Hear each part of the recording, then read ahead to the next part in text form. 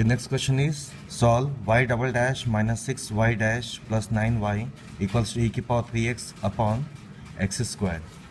देखो यहाँ पे पहले आप निकालोगे इट्स ऑक्सिलरी इक्वेशन निकालोगे इज क्या होगा बताओ m square minus 6m plus 9, ठीक है, इक्वल्स टू 0। तो इसको जब सॉल्व करोगे will get m equals to 3 and 3। तो ये द रूट्स आर रिपीटेड। तो सी एफ की बताओ वैल्यू क्या होगी आपके यहाँ पे c1 प्लस c2 x, यहाँ पे आएगा e की पावर 3x, ठीक है। तो यहाँ बताओ आपका क्या होगा ये c1 e की power 3x plus c2 x e की पावर 3x, ठीक है। तो बताओ y1 की वैल्यू क्या होगी यहाँ पे e की पावर 3x होगी, फिर y2 बताओ कितना होगा x e की पावर 3x, और कैपिटल X की वैल्यू कितनी होगी यहाँ पे e की power 3x upon x square. तो आप यहाँ पे फिर ऑन-स्क्रीन डिटरमिनेंट निकालो, that is capital W equals to y1 y2 y1 dash y2 dash, ठीक है। इसको रखो आप, मैं इनकी वैल्यूज़ को डायरेक्ट रख रहा हूँ, ठीक है। तो यहाँ बताओ क्या होगा e की पावर 3x आएगा, यहाँ पे आएगा x इंटू ई की पावर 3x आएगा, यहाँ पे 3 e की पावर 3x आएगा। इसको जब आप सॉल्व करोगे एक बार डिफरेंशिएट करोगे तो you will get 1 plus 3x फिर e की पावर 3x, ओके। तो इसको जब सॉल्व करोगे will get w as how much e की पावर 6x, ठीक है। इसको आप अच्छे से सॉल्व करके वहाँ पे शो करना, ओके। मैं इसको डायरेक्टली निकालने की कोशिश कर रहा हूँ। नाउ पी आई का फॉर्मूला पर लिखो, यहाँ पे पी आई का फॉर्मूला क्या होगा देखो, माइनस y1 यहाँ पे तुम्हारा क्या होगा y2 x अपॉन w, यहाँ पे तुम्हारा आएगा dx प्लस y2 यहाँ पे आएगा y1 x upon capital W that is dx।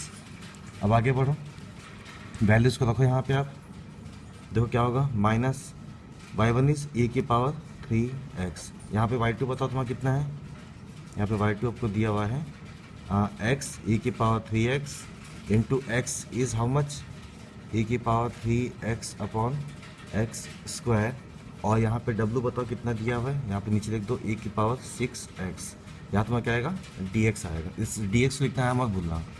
फिर देखो क्या होगा y2 how much x e की पावर 3x, फिर यहाँ पे इंटीग्रेशन दे दो y1 इज e की पावर 3x, ठीक है। फिर यहाँ पे आएगा x दैट इज e की power 3x upon x square upon w is how much e की पावर 6x, यहाँ पे लिख दो dx लिख दो, ठीक है।